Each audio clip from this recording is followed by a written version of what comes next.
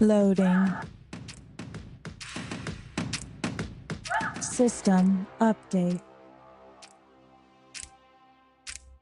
You are now part of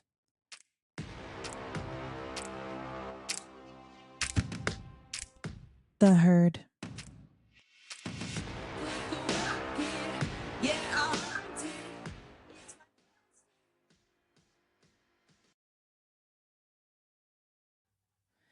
Hi guys, and welcome back to Loading Her. I'm Haley Binkley, and today, for the second time, I'm here with local yoga instructor, owner of Gypsy Life Wellness, massage therapist, mother, powerhouse, businesswoman, and someone I look up to, my friend, Rebecca. Hi, Rebecca. Welcome back to Loading Her. Hello. How are you feeling today? I'm feeling good. You want to tell the listeners a little bit about yourself? Yes. Okay. He's just like already all up in it today. I love this. Actually, this is relaxing me. Yeah, it's nice. Good boy. Okay. So my name is Rebecca, and I own Gypsy Life Wellness Yoga Studio. I am a mother of 2 children. They both have different dads. I think it's funny. Yeah. It's reality. Yeah. So a lot of people have that reality. It is an interesting reality, though. Mm-hmm. Something to digest for sure. Okay, so I'm a yoga teacher in the area, and I do cupping therapy, actually. So I'm a massage therapist, but my passion is cupping therapy. I think it's complete magic. I agree completely. Yeah, breathwork practitioner. Actually, that's something that I'm focusing on way more recently is... Oh. That's funny. Yeah, this is gonna be this today. I guess. Like it. The kook is real. Yeah, it is. Everyone's feeling kooky today, so that's how we're gonna be. Yeah. So, breath work, body work, yoga. That's what I do. And obviously a huge part of my life is my children. I'm a single mom, and when I say single mom, I mean that it's just us when it's us, but both of their fathers are fully involved in their life and they love them more than anything. They're pretty scared of me, but they love their children. So that's good. I love that. Yeah. That's good. I love that so much. Did I cover all the bases? I think so. Okay, cool. Yeah. So where did you grow up, Rebecca? I know you haven't been here this whole time. So where did you start? Where did Rebecca's life start? It actually started on Jupiter. Same. Yes. Mars. You're Mars. Yeah. Today I'm Mars. Oh my God. So I was born in San Diego, California, but I was only there until I was like 3. So I can't really claim it, although I do love San Diego. It like still has a massive piece of my heart for whatever reason. I've never been. I don't know if I would love it anymore because things are changing so much, but the last time I was there was right before COVID and it was so dreamy. A lot of hiking. I just loved it there. I love that. Yeah. I have been to Yosemite in California and I love the hiking and that whole lifestyle there that they have. It's like all just the nature. very nature. Yeah. Very much. So then after that, both my parents were in the military. They were in the Navy and they both I guess got out of the Navy around the time that we left San Diego. And then there was a lot of moving. So we moved all of the time. Like I told you last time, I think there was like 12 schools I went to before high school. So I was like the notorious new girl in all of these new schools. But yeah, and there was no reason for the moving besides, I think that my dad, I don't know, maybe grass is greener vibes, like maybe he's the original gypsy, you know, because it's like, oh, we can't make money here. We got to go somewhere else. So he was looking for something. Yeah, he was looking for something. Did he find it, do you think? Doubtful. Yeah. Is he here? He's here. Yeah. Okay. So I have 2 dads. That's a whole nother thing. Okay. So, that's funny. 2 baby daddies and 2 daddies. This is a daddy issue podcast now.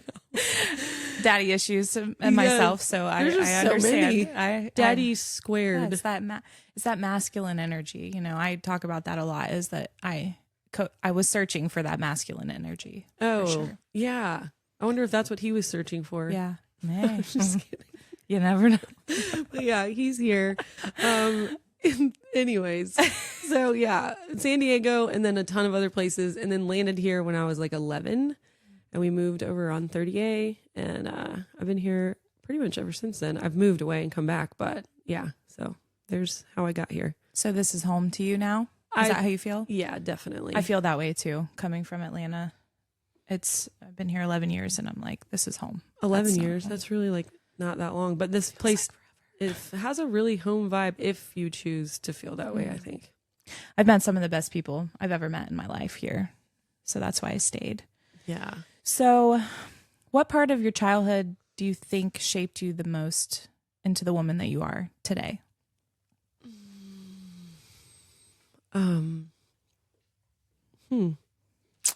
I would say, I'm pretty resilient, and I'm not scared of much.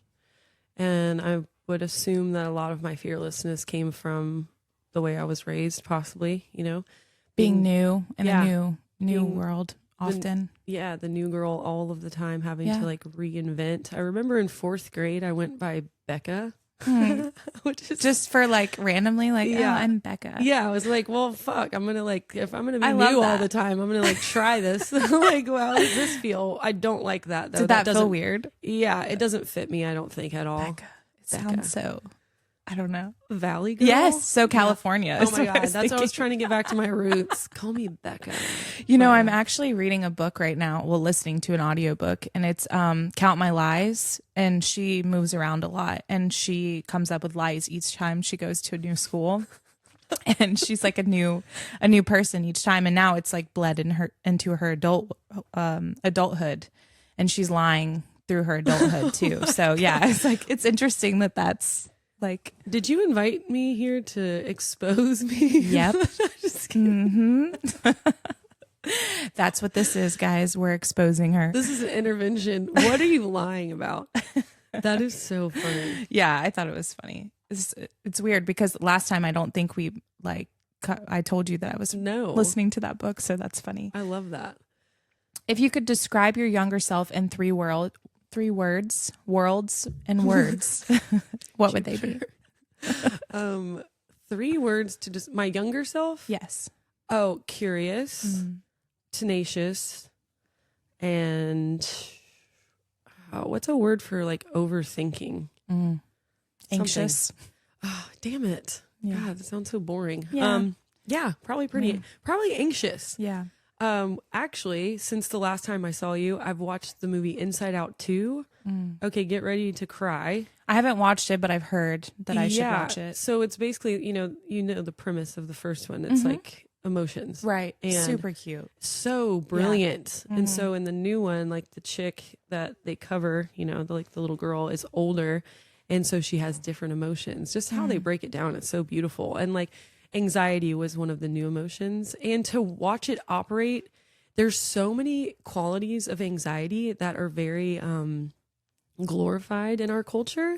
And that movie really like set the tone for me to understand that. I was like, oh my God, I've been like applauded for my anxiety most of my life, honestly, and like not even knowing it or even calling it that. So that was pretty eye-opening, and I find that interesting that I've had that experience since the last time I saw you. So the last time, or I think my last episode, I was talking about anxiety and how I thought, and people just talked about anxiety. They were like, "Oh, I'm so anxious today," and I was like, "What is that?" I just thought it was something people said until I actually experienced what anxiety was after going through trauma and certain things, and actually becoming an adult is when I found a word to go with a feeling of anxiety. So that is interesting that they really, I can't think of the word. They really jumped in on that, and they were talking about it through that movie. How old is the girl? She was about to go into high school, I think. Interesting. Yeah. So right when that shift, like what is that, 14-ish, 13, 14?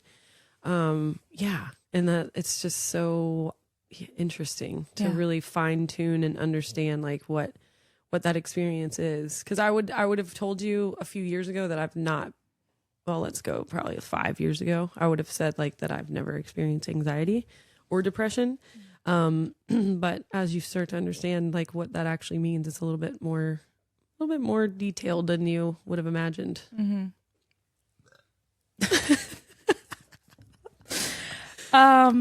So I get nervous burps, as Rebecca knows. Oh, and I try to hold them in, but I just can't sometimes. Please don't. So Don't hold them in. on the topic of anxiety, moving around a lot, your business name is Gypsy Life Wellness. Uh-huh. Is that how you came up with that? How did you get into your massage therapy business? How did you come up with the name? How did you step into that world? Yeah, well, the name is really important to me because of that. Like I basically, if you want to internet troll me on using the word gypsy, like, sorry, I got a pretty good story to back up why I'm using that word. Mm-hmm. We moved constantly.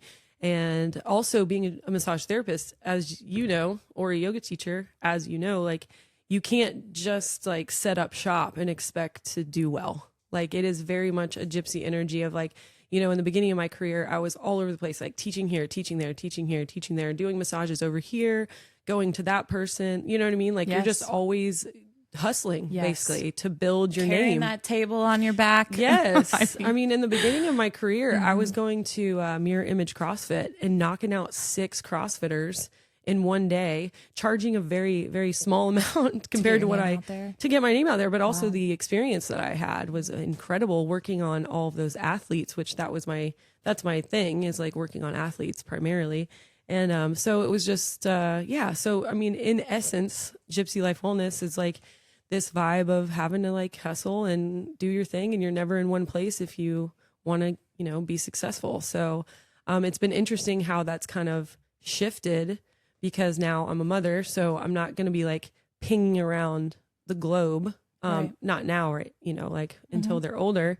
And then also I have brick and mortar. Like, I have a yoga studio now. So that and a name for yourself where people want to come find you too. I remember hearing about you before, like when I first moved here, people were like, you have to go see Rebecca. It was when you were in downtown Panama City, up the stairs. Oh, at One Heart Yoga. Yes. That was the first time I took your class, and I was like, oh my God, she's amazing. I love this. Thank you. Yeah, you're welcome. Yeah, the name, I came up with the name. That's kind of how I am too. Like, I'll think of businesses like years before they ever come to fruition, because that's just like, like Same. When you're creative, you're just, so I just created that Instagram way before I was even certified to do anything. Have you done that? I have too? so many Instagrams that I've started for business names that I don't want people to steal. Yeah. So I have like all these Instagrams, and I'm like, I don't want people to steal this. So I just go ahead and start the Instagram for it. And I'm like, I'm going to come back to that like when I'm ready. It's brilliant. Actually,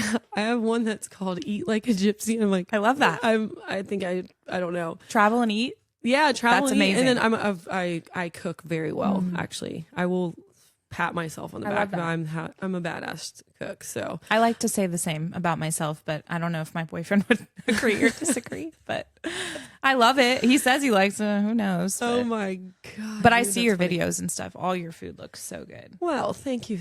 So yeah, Gypsy Life Wellness started with an Instagram handle, and then got my certification and license to be a massage therapist, went to school for yoga, and here I am with like a space and a time. So now what I try to do is create like that energy of being able to travel, but like not physically, more like emotionally and spiritually. And if you've been to my class, which you have, it is very much like that. We do a lot of breath work, and then we're like in this exploration mode of the body. We always meditate, and then Shavasana. So there's a protocol, there's a process to each one of my classes. And you can really kind of like leave this dimension, if you will, through that. So I've had to pause on the globetrotting and the wild, feral female energy while I'm raising my children, but also being able to incorporate that same gypsy life energy into my clients. So you said wild female feral energy, and that just seemed like the perfect transition to go into your birth story. Dude, you are so awesome. I was like, I like that. So Yes. I feel like we have to talk about, as we went through last time you were here, your birth story and how it all went down for you. Yeah, I mean, that is like why I'm here, right? Part of it. I mean, I look up to you, so I think other women can learn a lot from your story, and not even just your birth story. I mean, everything. You know, having a business, having a dream, tracing a dream. I really think that's what this whole podcast is about. Going out of your comfort zone and doing things that scare the shit out of you. Yeah. And being like, okay, this is me. Here I am, you know? Yeah, raw. Yeah, vulnerable, raw, scary. authentic. Mm-hmm. Yeah, absolutely. Sometimes ugly, messy. Yeah. Most of the time, ugly, messy. Right now, at least. No, I'm just kidding. It is very rewarding once you get comfortable in your own skin and you can push past those limits that you put on yourself, you know? Absolutely. So, where do we begin? So I do want to ask you, you know, you're balancing work and motherhood. What do you do for self-care? And then we'll lean into where your birth story started and when you got pregnant and all that. Just for other moms out there that are trying to balance, or they're scared, they're pregnant, they're about to have their first kid, and they're worried about how they're going to manage self-care on top of being a mother. Actually, that's a really awesome segue, because how I take care of myself is actually the foundation of how I was able to birth my own child by myself in my living room floor. And that is breath work and meditation. And when I'm stressed or sad, like there's some days I'll wake up and it's just like all of a sudden I'm very aware of all the things that could go wrong in my very intricate life. And I just, you start I can't even say the word, spiraling. Mm-hmm. Yeah. And just, God, that feel, I'm just over that feeling, like I'll be 39 this year. That means I'll be 40 next year. And I am so sick of that feeling that takes you from a certain vibration into this very dark energy. And so I've been teaching myself that anytime that I experience that feeling, I try to shoot off to the beach if I can, and I do breath work. And it is absolutely incredible how it can just pull you right out. Grounds you. It grounds you. And like what I've noticed is, of course, it doesn't fix everything. It's not like there's not like a spirit creature that comes out and like, here's how we're going to handle this. But what it does is it creates space for you to perceive things very differently.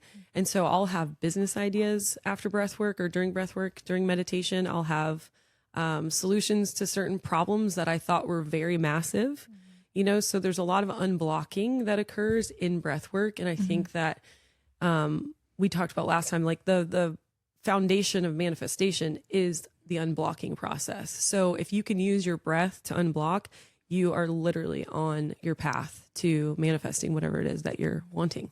Yeah. I know when I get those feelings, it's like I have to rewrite it in my brain. Like your brain tells you a story and that's not the truth. And you have to rewrite it and be like, this is not the truth. This is my scared parts that are like, oh, this could possibly happen. And it's not real. You're not your thoughts. And that is true. And that is something you learn through therapy. So yeah. You're not your thoughts, yet your thoughts manifest physically, which is pretty scary. They become tangible energy in the connective tissue. So it's really just like quite the responsibility to fine tune the thoughts and to rewrite the story. And it's bizarre. Once you get into the groove of it, isn't it wild how you can like feel a certain way and then you can just move it just a little bit to the left or to the right. And then all of a sudden it is a completely different story. I love that. Yeah. I mean, that when I say magic, people are like, oh my God, but like, that's what I consider magic is like breathing and being able to articulate like the functionality of your mind. Right. That's magic because that is challenging and really a beautiful process. I feel like I found the cheat code to life with manifesting and learning to control those bad thoughts. I feel like it's the cheat code. And, it's like once you learn how to use it and control it, essentially, it feels like this is kind of weird. Yeah. Does anybody else know what I'm going through right now? Like how am I doing this? Like a video game kind of? Yeah. It's like you're like, interesting. That's pretty cool though. So at what point did you know you wanted to do a home birth? Did you plan this? Is it something that you fell into? How did you get there? Fell into. I have a story that I have to tell you. Dude, this whole Wallen. He wants to be on the podcast. I know. He wants to get in the chair. Lay down, Bubs. Come here. Lay down like this. So what was the question again? The question was did you plan for a home birth? Oh, how yeah, did you yeah, get yeah. how did you get into that? No, I did not plan for a home birth. I was not interested in even having a home birth at all. I was single at the time and wasn't really looking to have that sort of mess, if you will. Who's going to clean that shit up? Right. So no, I was not in a crunchy era of my life. Like I was, with Birdie. Birdie is my 10-year-old. Zeppelin is now 2.5. But Birdie's story, I was connected then, and I went to the hospital and had a beautiful birth with a doula and a midwife and my wonderful, loving husband who is extremely supportive. And I was able to have an unmedicated birth with Birdie, and it was incredible. So I was really more geared towards that. Like, I'm fine with that. I would already accomplished that. There's no reason for me to be crunchier. A lot of people, especially with my job and like my reputation, they're like, so like, how are you going to birth this time? I'm like, what do you mean? Like, I'm going to the hospital, dude. Like, what? Like, I'm not trying to be cool. Right. Yeah. So, but here's the thing. Yeah. So I'm meditating one day and, in my kumbaya, I was sitting on my little meditation pillow, in my living room. Dun, dun, dun. And it was like late November. Zeppelin was born in January. So like, think about that. Like that time frame is very short. It was late November. And then I gave birth January 4th. So I'm meditating and I literally had this like voice, like obviously in my head, not outside of my head. No figures. You're not seeing any figures. I didn't see anything. It was people use the word ping and download. There's a lot of these catchphrases, especially in the spiritual community, that are I've never heard download before. Really? Yeah, I like that though. You do? Loading, download. Oh yeah. Okay, I get it. But yeah, I've never heard that one. Any overused term starts to like make people cringe. I mean, even the word cringe is like pretty yummy cringe. when you go into a pose. And I it's can't. Yummy. I do not use I hate food the word terms. Yummy. I don't use food terms in teaching at Yeah. all. It like makes me so uncomfortable. I just hate the word yummy in general. So yeah. Oh my gosh, get into pigeon pose and feel how delicious your hips feel. I'm like, oh my God, no, I can't do it. So yeah, meditating and then like, okay, so just picture me in my kumbaya space. And then all of a sudden, like my eyeball comes open. I'm looking around. I'm like, what the fuck? Like literally the words free birth just came into my like stream of consciousness while I was like trying to chill. And then I'm like, said that? Yeah, except for again, it was in my head, not outside of my head. Nobody outside of my body spoke those words. Right. Okay, just want to clarify. She's sane. We promise. Yeah, maybe. And so yeah, I was like literally like no. Yeah. And I kind of like went all around. I went along my day that day, and I was like no. But it was such a looming thing after that point to where I was like, what is this? How far along were you at the time when? So November, I was, what is that? 8 months. Okay. I was so pregnant. you were, yeah. So, and again, like there was no ambition towards that direction. Were you meditating on like birth at all? You were just like, were you like, okay, I'm going to meditate to try to find an answer to this question? Or was this just like regular I think I was just trying to chill at that point. I was, kind of sad during that time. There was a lot of other things that were going on in my life that we'll probably discuss in the future on this podcast that there's just not enough time for. Right. But yeah, I dealt with a lot of pretty challenging things during that time. And so I was probably just trying to relax my mind and make sure that my body wasn't in like a stressful state. And then that's when I got it though. Like, so taking care of yourself, and then you have these invitations. That's why I consider it was an invitation. And then after that, it was a lot of like fighting the invitation, like saying no and like not wanting it. And then I guess at one point I just Hold on one second. Sorry. Okay. At one point that's where we were. I'm going to This one is... Driving you crazy? Yeah, I need to get him to chill. Hey, you need to go lay down. We're done. It's not a game. Lay down. On your bed. All the way. Down. Lay down. Sit down. We're not playing. It's not playtime. Good night. Stay. I'll give you a treat. You just have to stay and be good. Okay. On your bed. Do you want some more coffee or are you okay? I'm okay. Sorry, I just felt like he's gonna be like whimpering behind your whole story, and I don't want that.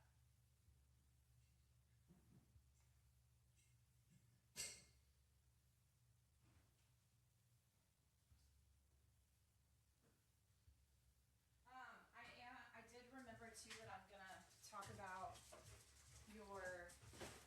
the day before. Yeah. Friends over too.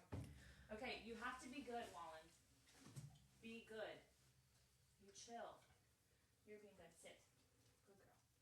You're being a good girl. Okay, so this is a good, actually, where I'm glad we paused because, no, because it was just like, I need to, when I'm talking about this unblocking shit, it needs to just be a little bit more simple. You know what I mean? Like, Unblocking, like I made an actual list. I just need to get to the list and like, just say like, so like, because manifestation is about unblocking. So basically I wrote down a list of like why I couldn't is how I dealt with it.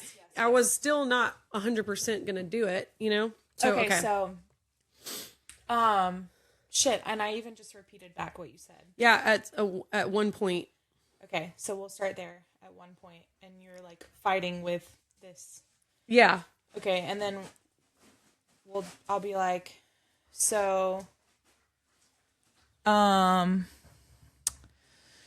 fighting with this, and I'm like, but somehow it manifested it into, I don't know, I can't think of we're at the point where I'm gonna say like that it wouldn't stop nagging, like it wouldn't go away. And so then I just was like, okay, well then I'm going to make a list as to why this can't happen. Okay. Like, so that was my proactivity, is just to kind of like make a list of all the reasons why it couldn't happen. And then so over that like month and a half of time, it was just crossing off the list. Okay. And then kind of share about the list and then move to the day before. Okay. Day before. Okay. Yeah.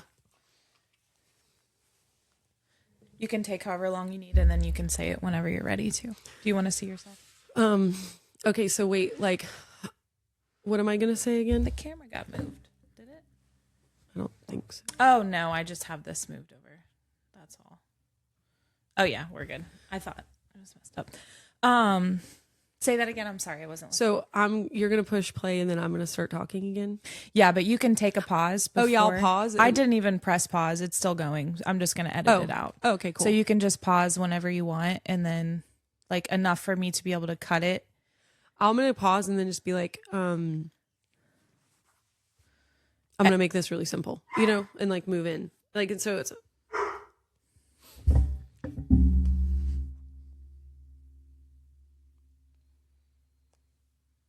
Okay. Sorry, I thought he was about to be bad. Say that again. You're going to pause and then you're going to make it really simple and just go. Okay. Whenever you're ready. Okay.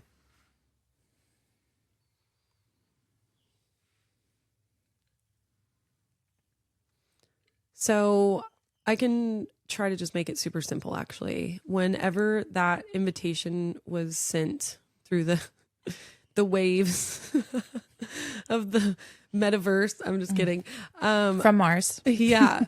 I had to basically make a list of things that I deemed as reasons that I could not do it, because it was such a nagging thing after that point. So I made a list and I called it my unblocking list. And it was literally the reasons as to why this wasn't going to happen. Because again, I was very like obstinate, like, no, you know? So the first one was, you can't do this, Rebecca, because how are you going to cut the cord? Mm-hmm. You know? So that was a huge thing. And then, so instead, but then when I sat with that limiting belief, it opened itself up to the process in which I learned how to cut a cord and got the tools that I needed for the cord cutting. And then that opened itself up to researching about cord burning And then so like now I had all sorts of ways. Cord burning, like, what does that It's mean? a Native American like ritual where they use fire to separate the cord from the baby. And it's supposed to be a lot more sterile. And then also it's like rooted in the like spiritual ritual. No, that's cool. It was really cool. Yeah, I've like, never heard of that before. Yeah, it's pretty weird. I imagine that it would like smell weird too. Yeah. I actually didn't end up doing Interesting. Yeah, I didn't even think about that. That makes sense though. So you're creating this list, and how did you get to the point to where, like, were you ever like, okay, yeah, all right, I'm ready? So, or yeah, so then like the cord, and then like I bought a knife at this little shop, and it's like this little Nordic dagger, and then I got it professionally sharpened. So I was very much prepared, researching the space that you had to create. So I knew like shower liners, like, so I had to buy those. A couple other things. And then the last thing was, who's going to check on me and make sure I'm like alive, Right. There was like this idea that Birdie would be with me during it. And then also I was thinking maybe if it did come to fruition, I would have somebody there to take photos. That did not happen. So the last thing was to like figure out who's going to come check on the baby, make sure that they're okay and that I'm alive. Right. And so I texted my friend Katie, who is a midwife in this area, who's amazing.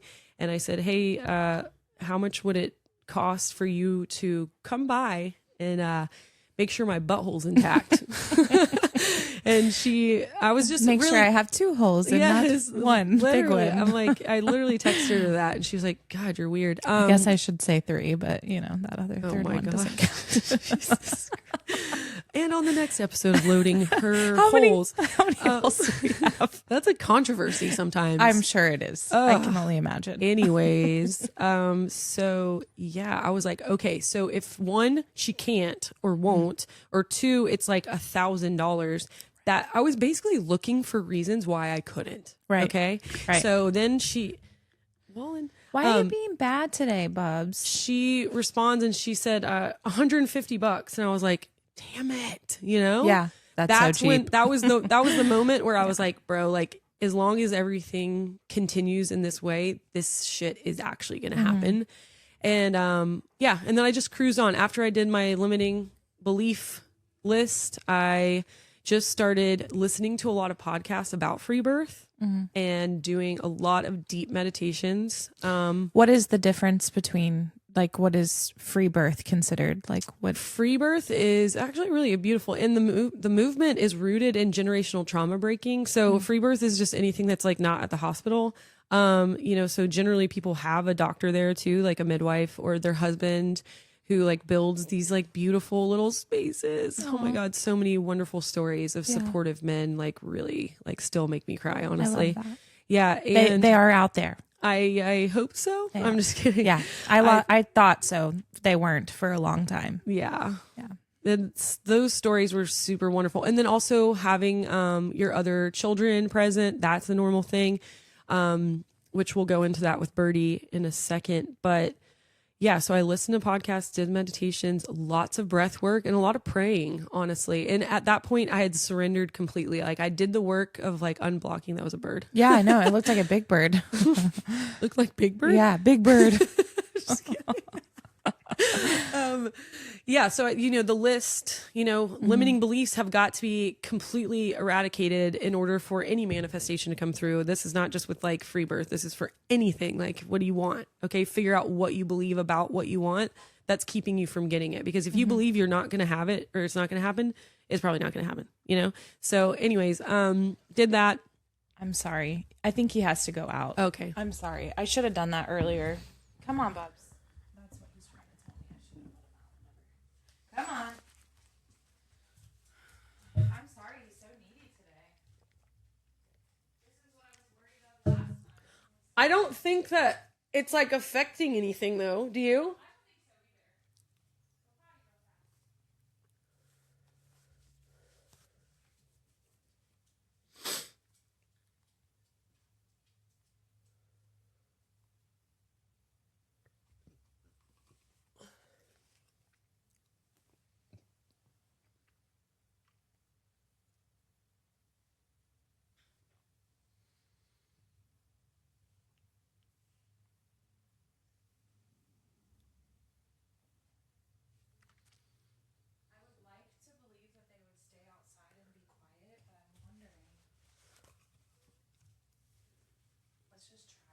Okay. I'm so sorry that I have to keep getting up It's in okay. the middle of your story. It's fine. We also need to take some pictures. It's probably best that, then I have Yeah. a minute to like reflect on exactly Okay. what I'm wanting to like portray. I just feel bad I keep interrupting you, but he's being really bad today. Okay, so another pause Mm-hmm. and then go into You were talking about I asked you what free birth meant yeah. and what that looks like. And you're like, it's really common for kids to be there. And then you're talking about Birdie. And then unblocking and then surrendering. I was at surrender. Okay. So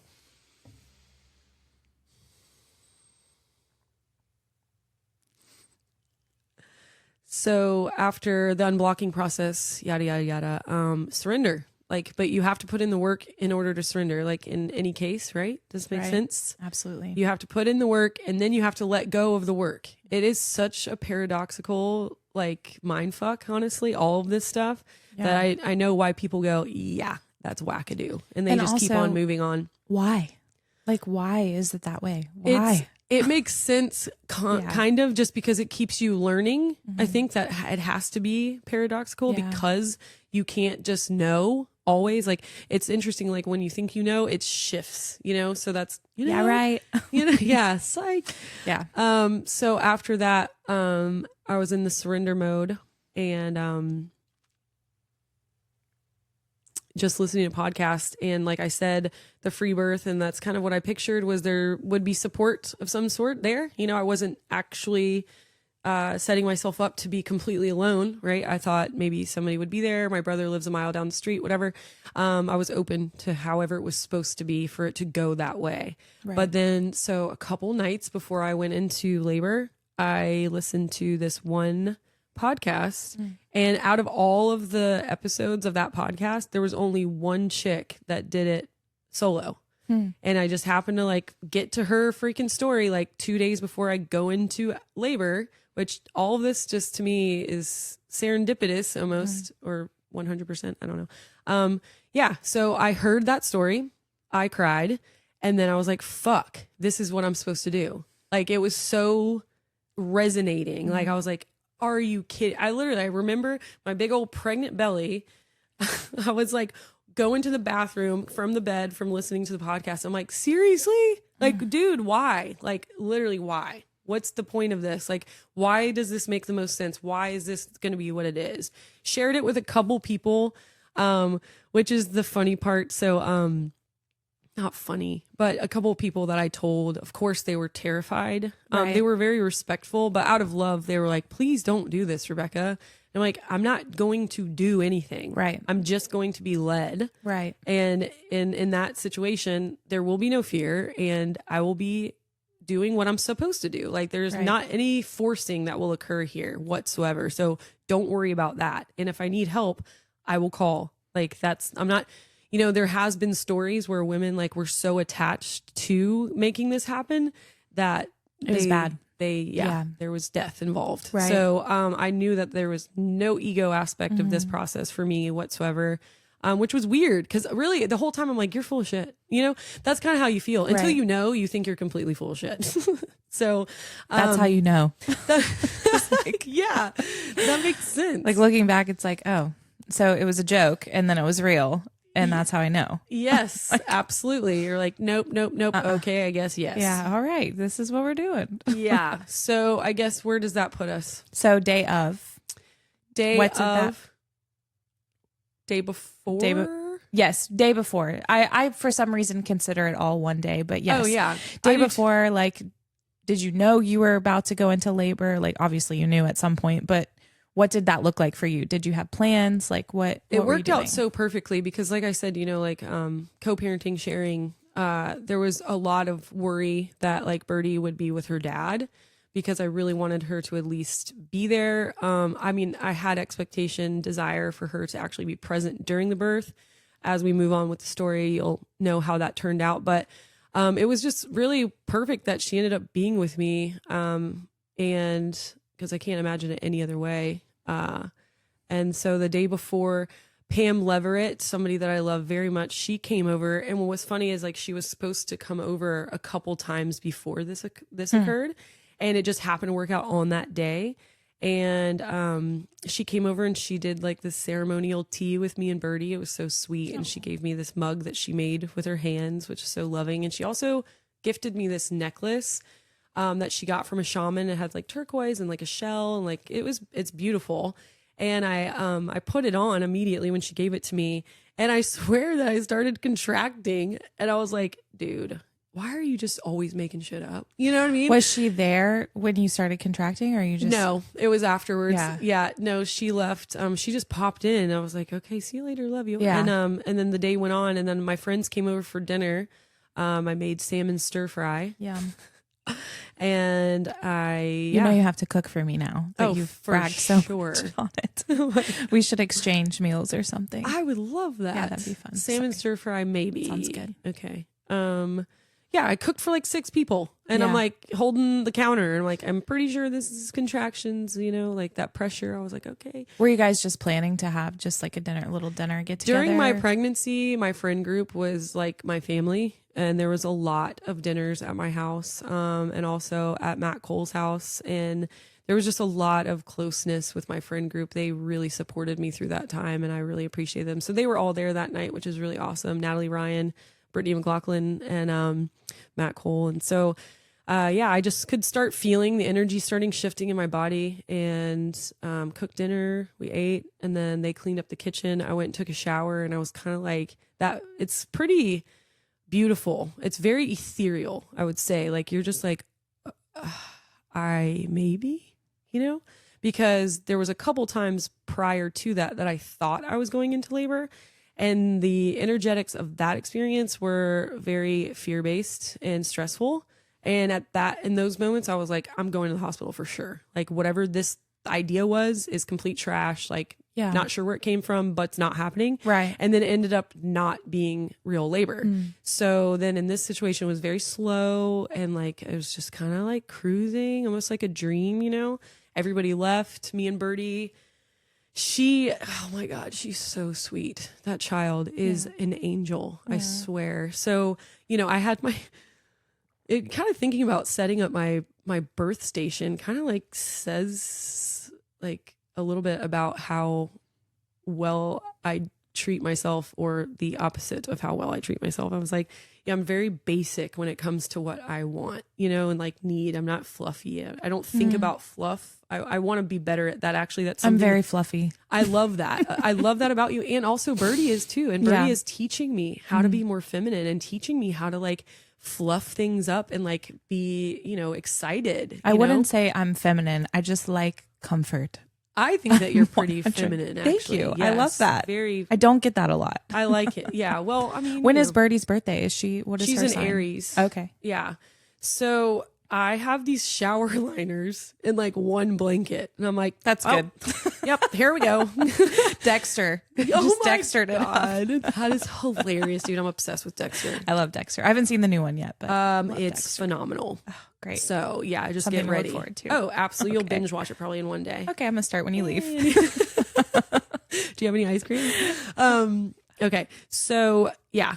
Then she goes and gets every blanket, every pillow Angel. in the house, and she sets it up for me. Oh, And it was so special. And I was like thinking about just like how she just is so maternal and loving, and like has taught me so much. And I'm so happy that she was there. And we watched Matilda, and she was like drawing, and there was like, you know, the contractions were starting to like amp up a little bit. And I'm just like sitting there chilling, wearing my necklace. were you sharing with her like, like how? Yeah, I told her, because she knew, because we were building, you know, that basically like little blood fort. Hey, I love that actually. Build your own blood forts. Ask Rebecca. She has an Instagram handle, blood forts. She'll show you exactly how it's done. Oh my God. For the small price of, I'm just kidding.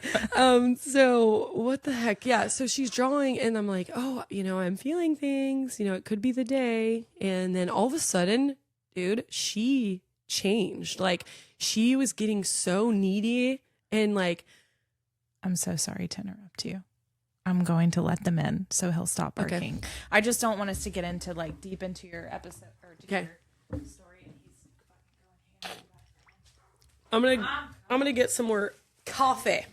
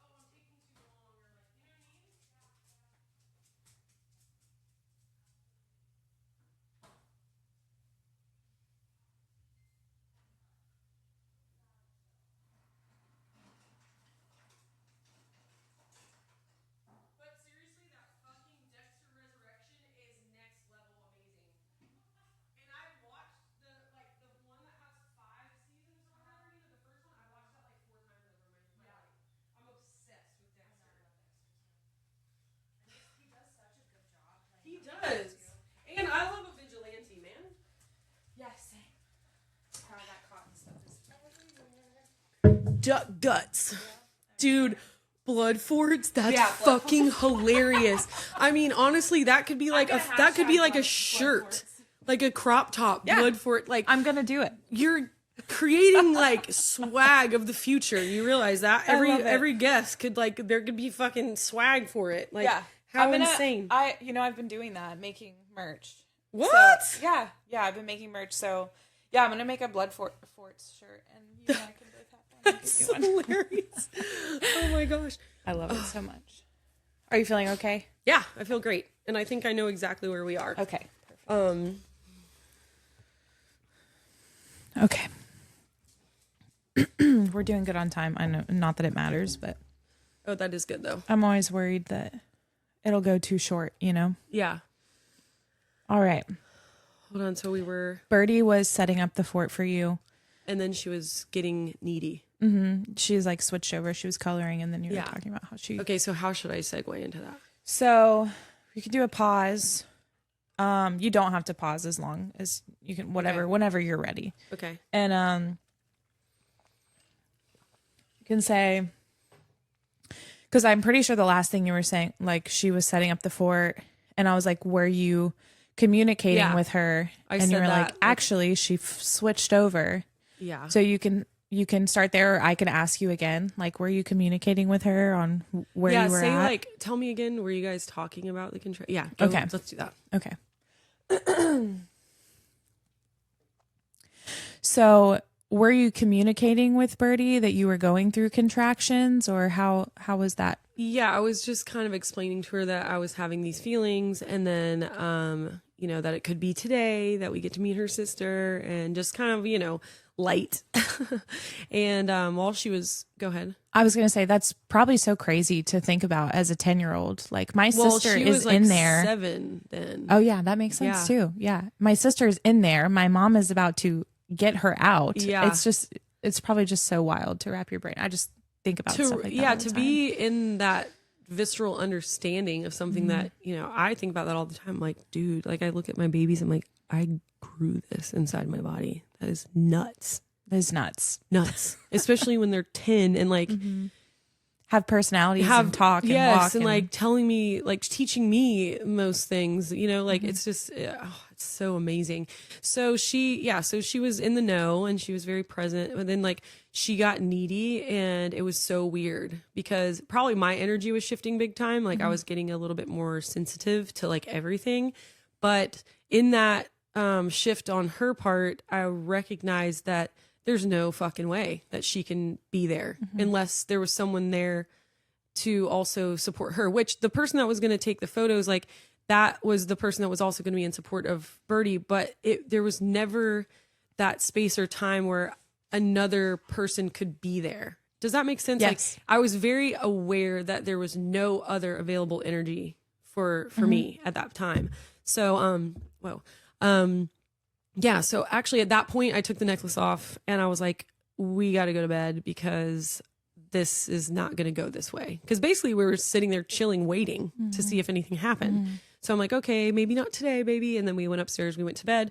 That was actually like 1 a.m. Like we stayed up because I was like, again, I was amping up. And so we lay down, we snuggle, we go to sleep. And then You were able to go to sleep? yeah. Oh, I'm kind of a psycho. Actually, when I was in labor with Birdie, I was in active labor and I took a 30-minute nap. And then when I woke up, my Is water that common? No, it's psychotic. Crazy. Yeah, my body's like, "Duh, I'm tired. Like, I need a minute before I like get into the zone." Yeah.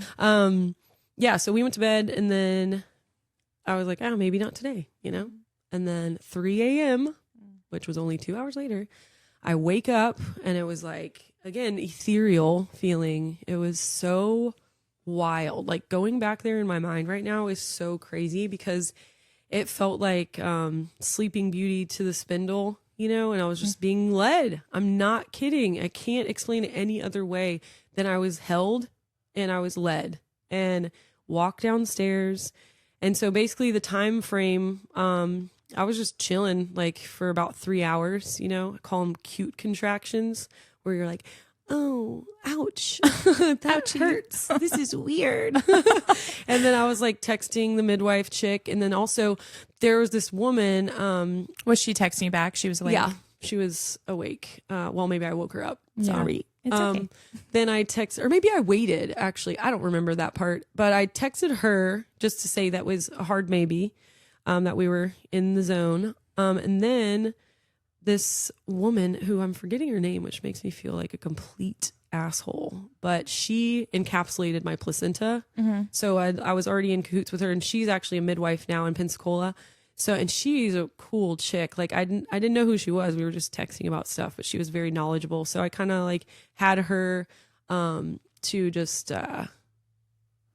weigh in on some stuff, I think I did that more so when it was getting wild. So anyways, 3 to 6, I'm listening to the meditation that I listened to while I was pregnant the whole time.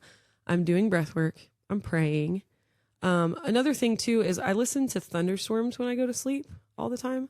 And there's such a wild like shift in this story. So from 3 to 6, yeah, like just cruising around. I think I got in the bathtub a couple times, drank some water, just kind of like grooving. And then at 6 a.m. I lay down on the couch and I'm like, well, fuck, like maybe it's not today yet again, because I was like, it's just not getting crazier. And I was getting tired, so that was the thing. I was like, I'm sleepy, like this sucks. So I lay down, take a deep breath. I'm like relaxing. I'm like, okay, whatever. And then in that moment, my water broke. It was like, and I was like, where were you laying? I have like a sectional couch. And I was kind of like tucked in your house. Yeah, in the corner, like tucked into the corner.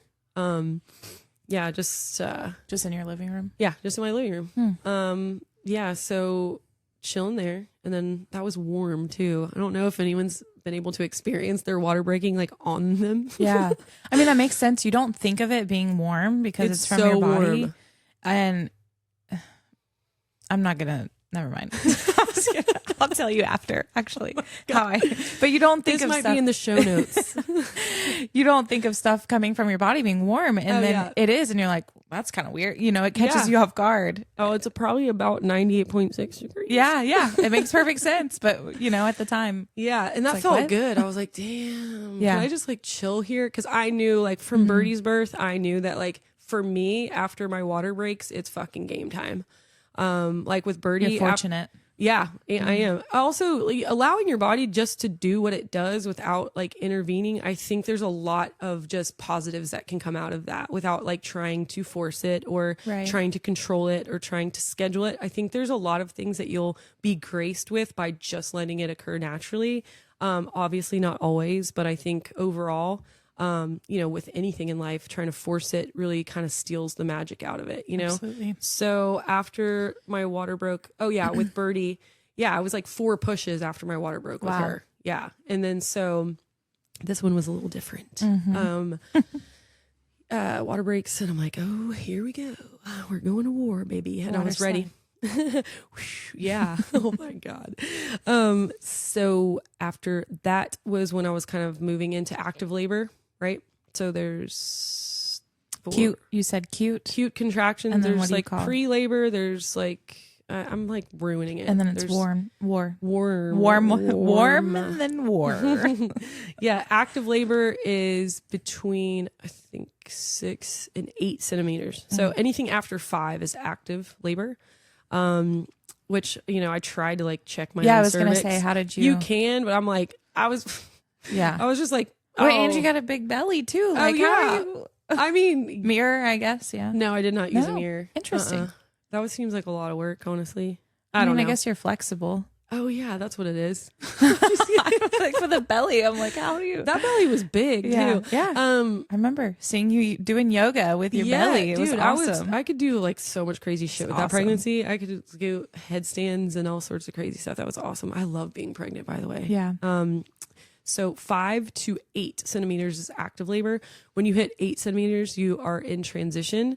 So that's like game time. So in transition, and I want you to think about this because like you don't have kids yet. So Right. think about this in terms of like your life, right? So in any transition, it's that energy that like makes you want to like give up, like having to go from working towards a goal to transitioning into it coming into fruition. That's usually the most painful thing ever. And with birth, it's that exact representation. It is so painful. It is so powerful. And then also a misconception is that you push. You don't fucking push, dude. Your body pushes. Like when you're in transition, you have pushing contractions at the edge of transition. And your body is literally pushing the baby out. That's crazy. Yeah, it's wild. Because all you see on TV is push. Yeah, which is push. again, stop forcing Right. everything. Stop But trying they to want it to control happen it. fast. Yeah, they want to Yeah. happen on their clock, which Yeah. is just like a lot of the magic is lost. I'm not saying Right. it's bad. Right. I have no judgment whatsoever for anybody doing anything, but like Right. across the board, anything in life, my biggest takeaway at almost 40 is stop chasing, stop forcing, stop scheduling, stop controlling. Like just chill the fuck out, basically. So hard. It is so I'm hard. very much a It's so hard. schedule control. I Like, think to a certain degree, there's like a lot of like discipline, energy in that. Like obviously you don't throw everything to the wind, but Right. I think with certain things that are of the essence of magic, I think there's a lot of power and grace in surrendering in that space. Absolutely. So when I was in the oh my God, this is the story I wanted to tell you about falling. Okay. So Matt Cole gave me this, like, he was very worried. He was like my best friend at the time. And he's Yeah. like, dude, what if you like slip? I'm like, God, I didn't think of that. I know. I'm like, ew, like slip on what? Like, it's not like, All the liquids. I mean, what are you fucking, we're not at shipwreck. You're not running. Yeah. Slip and slide. Like, what are we doing? When am I slipping? I mean, it's a practical thought. I will give him that. yeah, But- whatever. Yes, you're right. It is there. Because So he's probably thinking like plastic, shower, wet, water, whatever, so fluids. many things. Okay, so in my living room, my living room, there's a window, which by the way, I did not have blinds on my window for like 2 years. Like what? Like, Did your neighbors?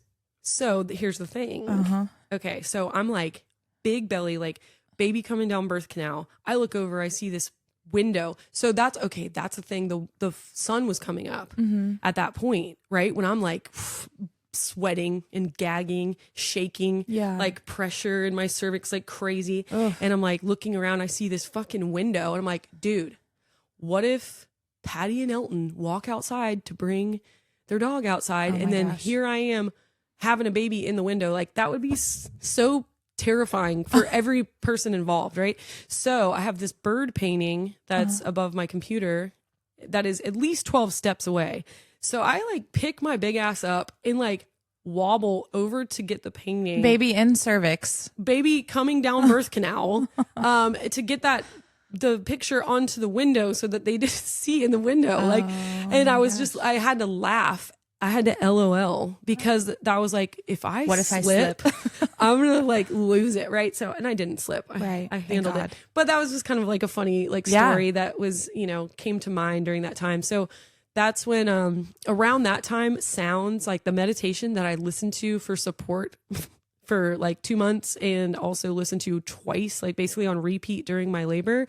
I could not bear the sound of this woman's voice at that point. I was like, Because you were pissed or like. no, it was you were just like the energy. I was too sensitive. So I was Yeah. like, I can't, I'll never hear that again. Like it's just everything becomes so amplified that, yeah, you just can't handle things. Is it like overwhelmed or like anxious or just like Probably you're just overstimulated. Okay. I mean, your nervous system is completely lit. Like you're going from contraction to expansion, contraction, expansion, contract. Like, so there's lots of pain. So, I mean, basically you're like warrior mode of, I mean, hyperstimulate. So I just could not bear the sound of that woman's voice. So I turned on thunderstorms and then check this out. Listening to thunderstorms, laboring, praying, breathing. I would throw myself over my peanut ball, which is a peanut shaped exercise ball. When you say throw yourself, please explain. Oh my God. I'm just picturing you in your belly like, that's pretty much, that's how it felt looking back. That's how it felt. I was like, you know, kind of like leaning. I'm sure it looked really graceful, honestly. I'm sure it looked really hot, to be honest.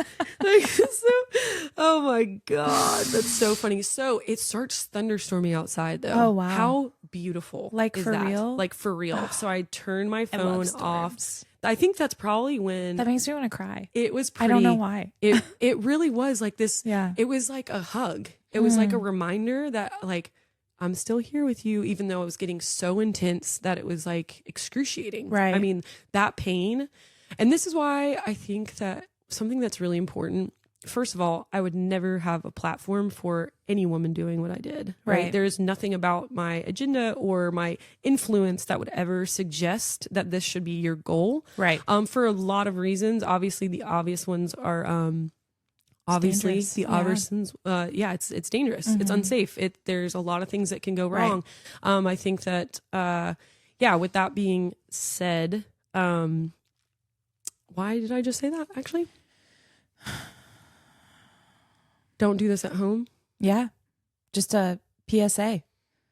Okay. PSA. That's not why you're telling the story. That's not what you're Yeah. I think that I just needed to plug that in there, which you just had definitely threw me off path. No, but that's really okay. important. It is important because that's not why you're telling the story. Absolutely not. It's just your story. Oh, however, and for the reason of like the support aspect, like when you have your husband there, when you have your best friend there, when you have a midwife, when you have a doula that you hand selected, these people are actually absorbing pain for you. Like I truly believe that. Yeah.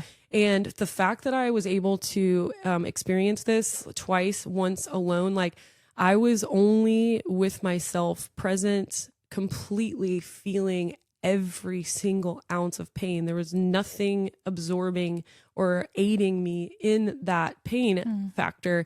And it was horrible. Like, I mean, shaking. Which is probably like why subconsciously you knew Birdie shouldn't be there, because she probably would have absorbed it in another way. Like, you know what I mean? Without you even knowing or considering it, you know? Yes. And lovingly. Right. But right. without her being supported. Absolutely. Then that did not make sense energetically. Like, honestly, you could make that a math equation. Like there was not enough energy for her to be in that space, even if I was fine, you know, even if like, because I mean, she slept through the whole thing. So obviously I wasn't like wailing. I wasn't loud. I wasn't dramatic. It was probably actually a lot more graceful than even my imagination like remembers, because like the dog was asleep in the kennel the whole time. Loki was like just chilling in the kennel. He did not wake up the entire time. So bizarre. It's bizarre. Like, it makes me feel like I was in a portal. Like, what if I was, you know? Yeah. You were protected. Yeah. Big time. Yeah. So it was wild. So, cruising up to those pushing contractions, I remember, you know, all the thoughts that were going on in my head when we were getting like to the nitty gritty between 8 and 10 in that transitional phase, and just the thoughts that come up anytime, you're in that space. I can't do this. I can't do this anymore. I'm not strong enough. What was I thinking? Those things came up. If you're there, you're so close that like, that's almost the indicator that you're that close. When you want to give up, you're about to give birth. And I wonder. It's just, I guess like, but that's how manifestation works too. Think about any time you've ever manifested anything, like right before it comes through, there's like this insane, like feeling of like, no, it's like the evil like pops in. It's like, hey, remember me? Like, you know what I mean? Like, not to say that there was any evil in your mind at the time, but I'm just saying like, it's like the bad sneaks in and you're like, no. Yeah. And then you have to, you know, go through. Yeah. And I think that, but I will say in my case for this particular manifestation, it's interesting that like if I didn't surrender though, because surrender is what happens when you go to like, you know, maybe you're being tested one last time or something. I don't know. Yeah. You know, but if you don't surrender, like in this case, it could have meant death. Like if I did not let go and like relax, I could have made one, you know, best case made it last longer, which would not be fun because it hurts so bad. Or two, something could have gone wrong because I wouldn't relax and trust. Right. And so it was like probably one contraction before her crowning that I was like crying and like shaking and like gagging. And like I laid over that ball and I just like looked up and I was like, when are you going to believe in yourself, Rebecca? Like literally said that out loud. Like, when are you going to believe in yourself? Because it was just like, it was so loud, you know, and I was like so in that mode. And I was like, you know, I was like, okay, like, and it felt like I was asking it, but like someone was asking me, you know, like, and then I was like, I'm familiar okay, with that. yeah. And then so I was like, okay. And like I took a deep breath. Yeah. And it's like your intuition is so strong at that time. It was my like, higher self or God or something. It was just like, when are you going to believe in yourself, dude? We're already here. Right. We already know. Like, why can't you just believe in yourself? Because that's all it takes right now. You're right there. Right. Just believe. And that's when, you know, and like I go back up and I'm like really, really focused and I'm like pulling all my energy in. I'm in this like low lunge position and I like reached down and I felt her fucking head and I was like, you're kidding me. Like, so like that's the contraction before that, you know, that, I mean, and you could get lost there. Like I could have gotten lost there because that is so scary. Like, you're like, wait, what? Like, wait, I did it? Like, wait, but what next? Like it's, and now there's nothing you can't do because you pushed past that. Exactly. Know? It's like that feeling. That it's such a bizarre place to Yeah. live in for such a very short period of time, but like had such an epic effect on like everything about my psyche. Like, so then, all right. So then I get one more break before I meet my child. So I like really like lean back and I'm like, and that's interesting too with breathing, with labor.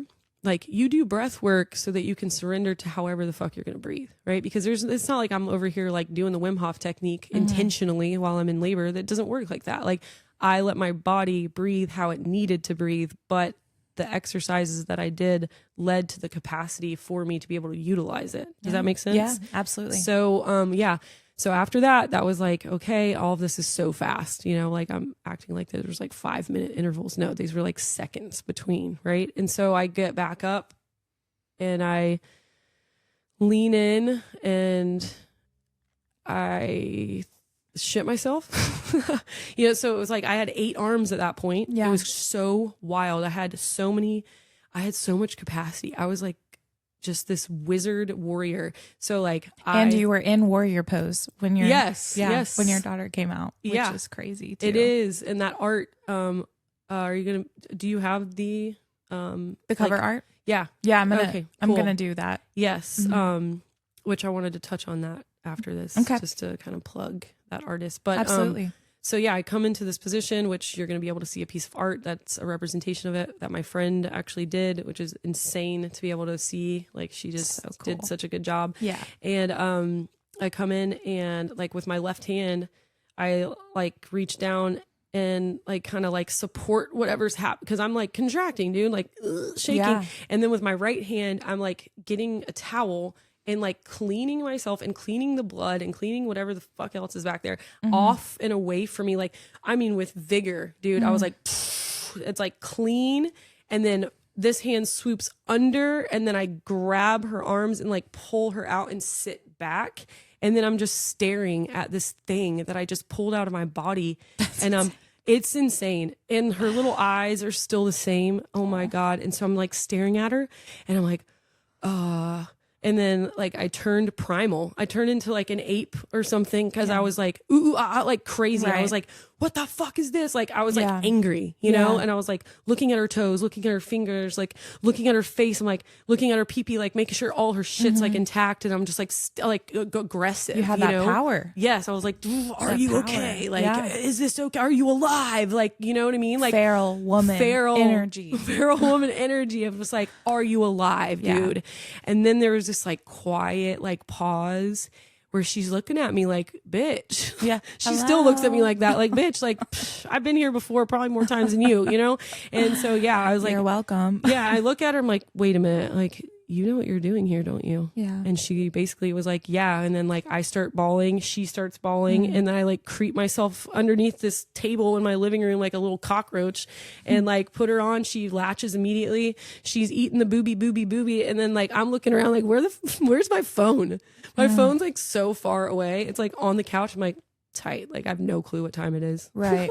And like, she's still attached to you. Yeah, she's just chilling. She's just so happy. Yeah. Like just like happy little freaking bloody baby on me. And then eventually I gave myself some time, like put my hands like I'm like touching myself like am I okay? I'm like, am I bleeding still? Like, am I intact? Like, am I okay? Like, am I alive? Am I alive? Am I here? Is this a dream? Right. And so then like I'm breathing and I'm crying and I'm just like relaxing. I'm like, holy shit, dude. You know, if you think about it, I bet that was like the least traumatic way for her to come into the world. Oh, absolutely. You know what I mean? Like stay attached to you, get to latch, like, and just sit in that moment of like, oh, this is my life now. You know what I mean? A new world, but also not supported. So abruptly taken from you, not cut abruptly, not, you know, it's comforting. Like it was very like she had no idea that she was even like outside of me yet because of how much I was able to support that transition. Right. Like for me, it was bright lights, no darkness, quiet, you know, and love. And for me, it was like epic. Like I'd like ripped through a portal, which they say the motherhood portal is, you know, you're just different. Like you can't be the same after something that like intense and incredible. And I think that like, you know, there's a price that you pay. There's an initiation, you know, and I think trauma essentially. It's epic trauma. Crazy, yeah. I mean, even if you're just like looking at it from a scientific point of view of like what your nervous system does in response to any traumatic event, like, yeah, big time. Right. Like hyper stimulation and like back and forth, like just craziness. Right. But yeah, like I relate my life like before attack, after attack, like before Christ, after Christ kind of thing. I'm sure it's the same with like, obviously you have a child now, but like something like that, it's probably like, yeah, before I had this crazy experience, out of world experience, and after, you know, Rebecca's different. Yeah, you change. Yeah. And how you change, you don't know. That's kind of like the mixed bag of nuts is like, you could think there's a lot of assumptions that like, obviously what I did was incredibly masculine, you know? So like the story is very powerful, right?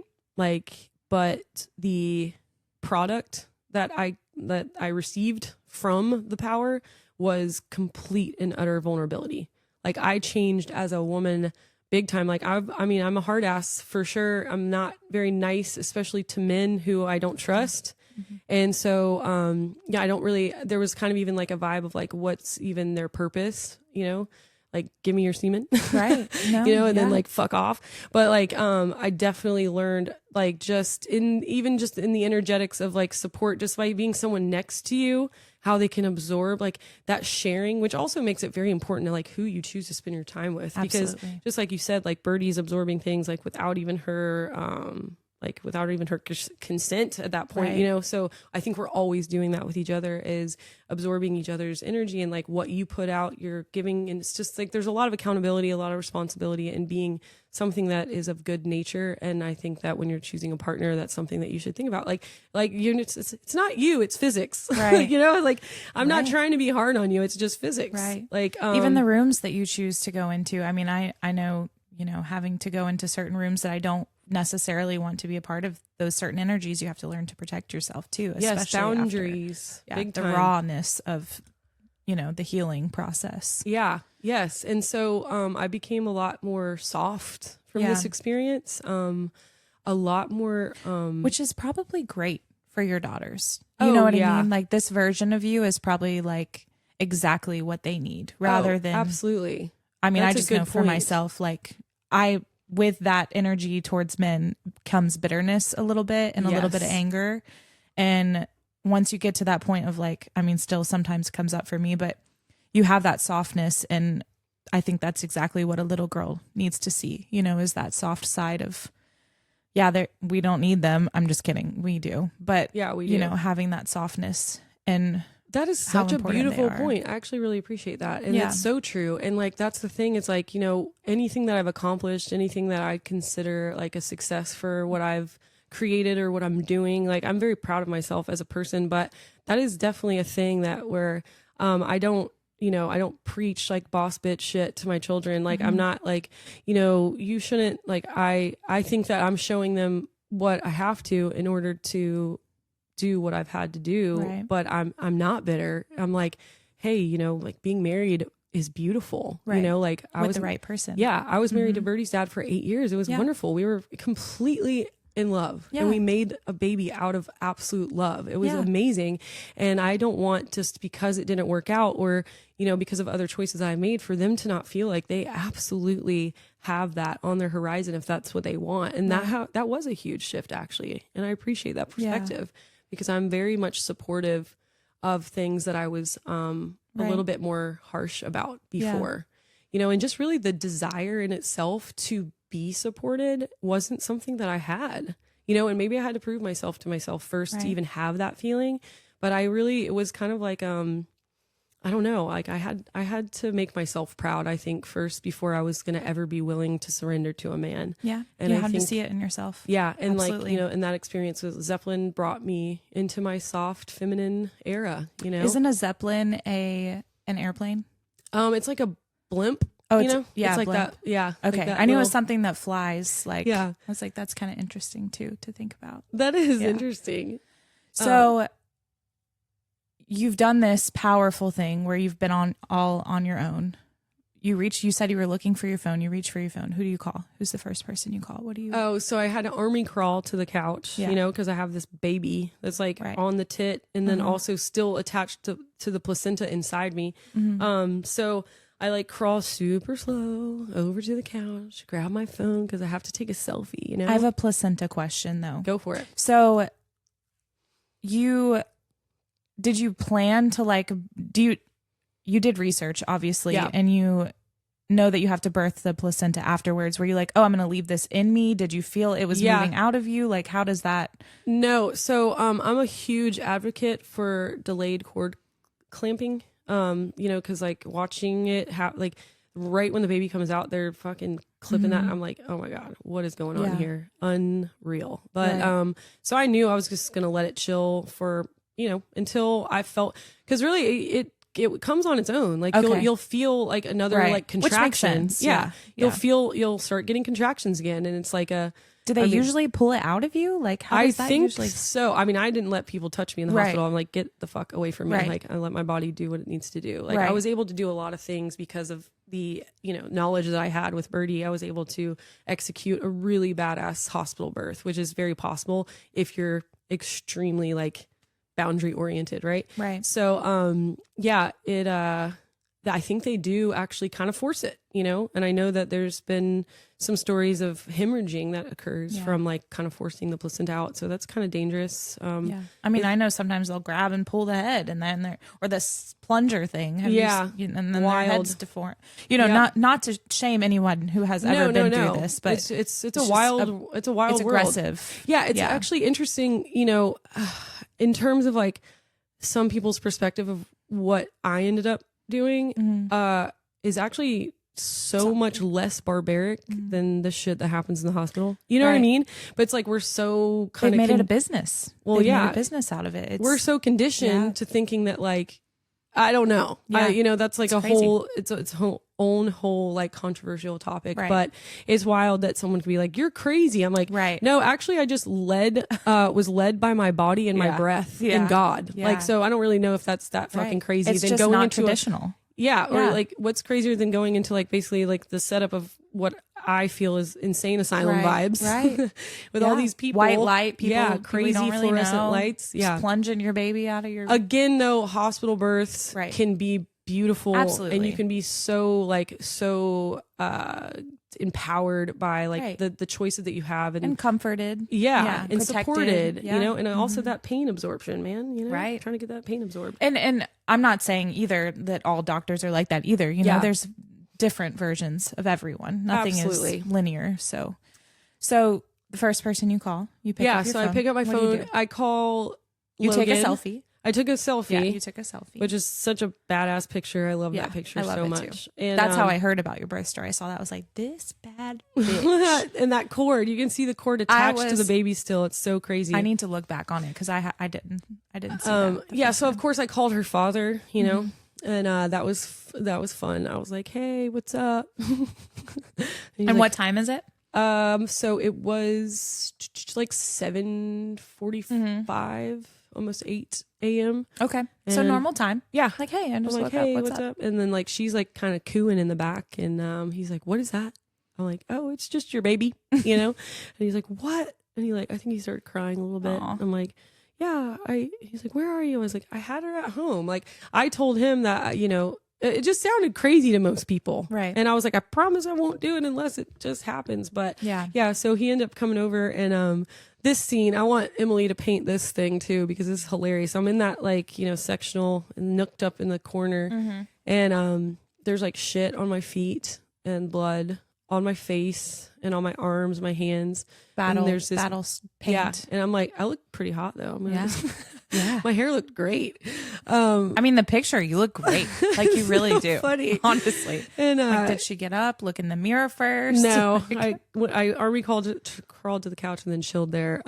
So he walks in and like, just, that's what he sees when he walks in. He kind of like stands there and he's like really disoriented. And he's like, oh my God, this is really like crazy. He's like, I feel like I'm going to throw up. I'm like, tight.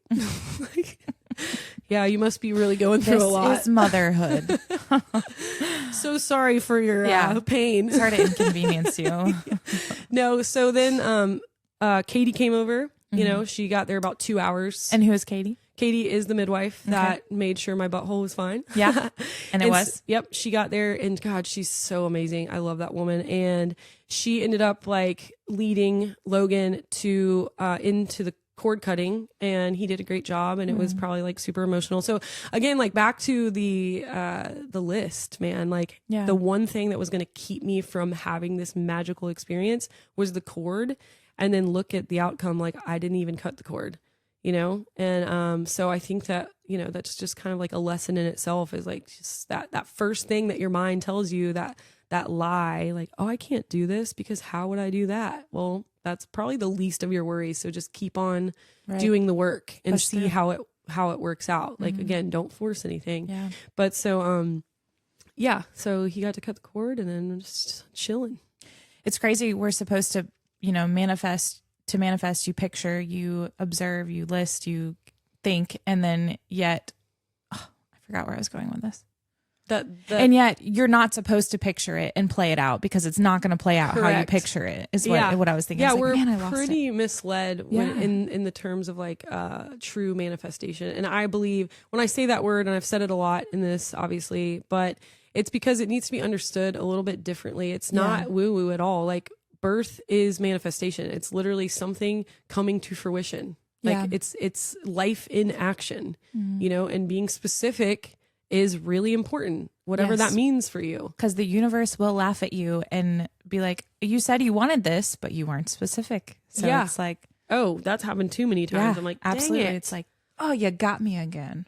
Yeah. So, I don't know, moving forward from that, like just a lot of softness, a lot of grace, a lot of sadness too, you know, I mean, like so many emotions. Postpartum is pretty wild. And then also, you know, co-parenting is a really wild thing. I know a lot of people now, especially in our culture, are going through this co-parenting life, which it's devastating, to be honest. Like to share your child is not natural. Right. You know, like Birdie's with her dad week on, week off we do. And like being away from her is the worst thing in the entire world for me. And, you know, I've worked on myself in order to make it less tragic in my heart, but it's hard, you know.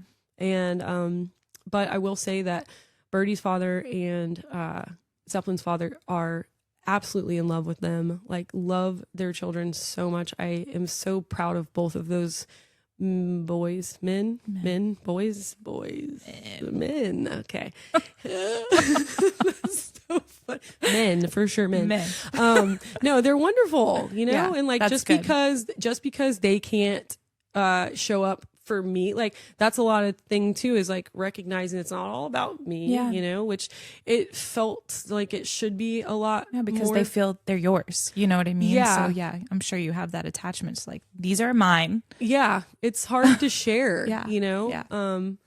But they're doing a great job. We're doing a great job. Yeah. The whole gang is doing great right now. So, You know, being a step parent, it's weird to think, like, from the perspective of me being a step parent, it's like two people are having to now share their kids with other people and trust that, you know, I have their best intentions in mind. And it is crazy. It's crazy to think. ooh, Yeah. yeah, that's a hard So when one. you said that, like sharing your kid, like, oh, I can only imagine what that feels like, having Yeah. to share with, you know, me being like a step parent. oh yeah, It's crazy. And you Yeah. gotta trust people. it is. Yeah. So trust. So there's trust. Like, so like there's baseline energy. Like, you know, I expect Ethan's partner to love Birdie. Like, Right. duh. There's other things though that, you know, like I'm sure that you do a great job of respecting the boundaries of your step parenting. I think I do it too much. Like Dustin sometimes is like, you need to do that. Just tell them that. I'm like, no, I don't want to tell them what to do. Like, that's not my place. I'm not their Right. parent, you know. I don't want them. I very much had a step parent that was very like, do this, do that. You know what I mean? Which Yeah. is fine. She was trying to help. I know that's why she was doing it, but it did not Come across that work way? for me. Yeah. Yeah. Or my sisters, honestly. Yeah, So- or if you were trying to like fill the role as the mother when the mother's still present, like Right, yikes. right. I really appreciate Logan doesn't have a partner that I know of. Yeah, She doesn't surface in my life Right. if she is there. Yeah.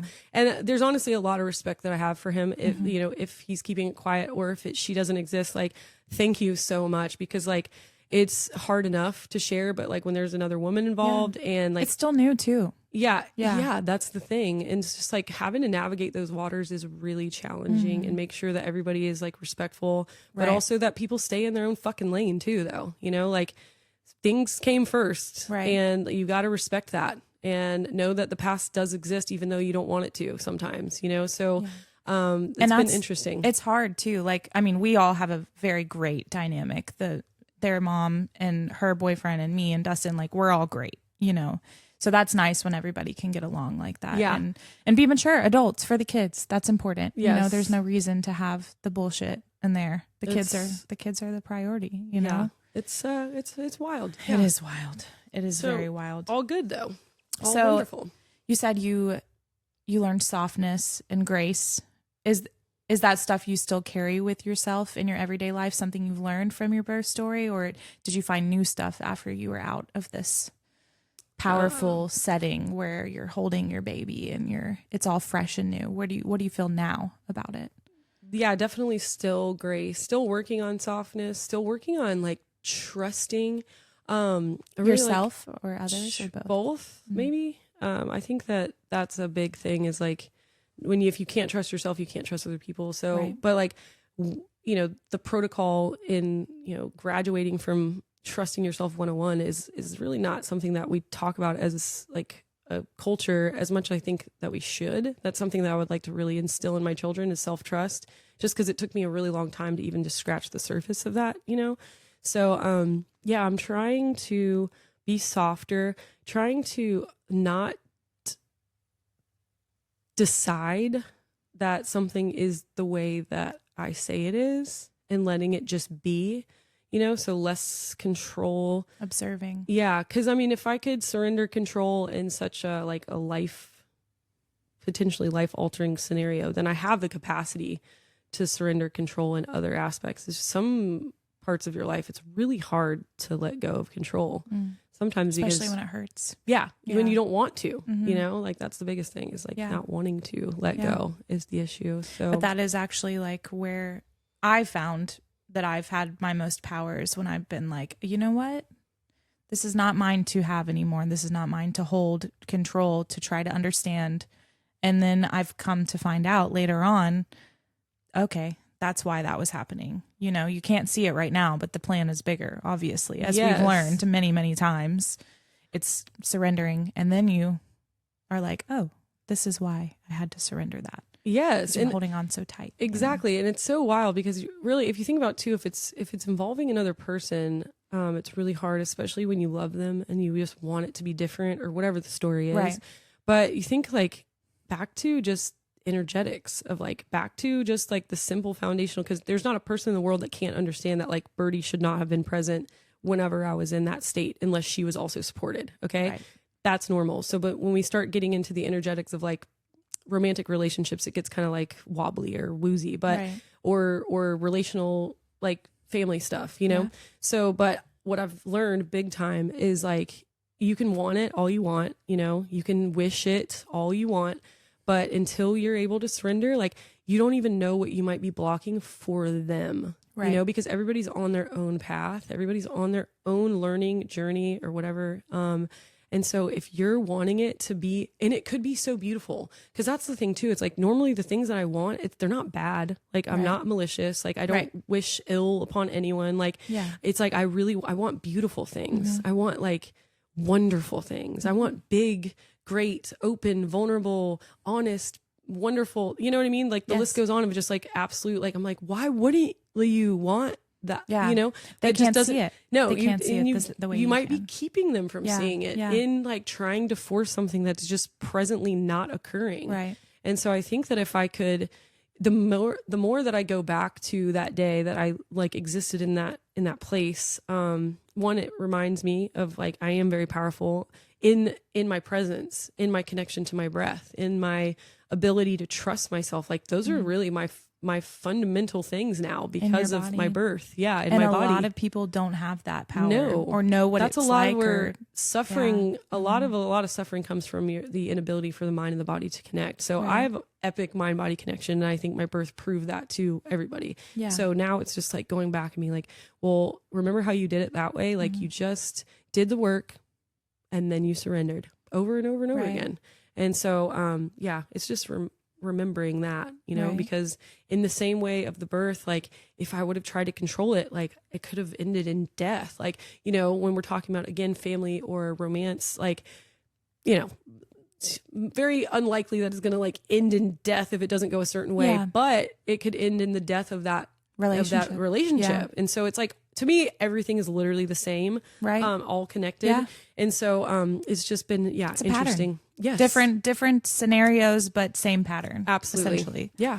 Have you ever heard the quote is, I'm sure you have, it's very common. It's like, you have to let something go, set it free. And if it comes back, it was yours. And if it doesn't, it never was. Yeah. It's not I meant to have be heard yours. that. I still kind of like choke on digesting Yeah. that, but I do believe that. I think it's Yeah. just, really hard, Yeah. you know?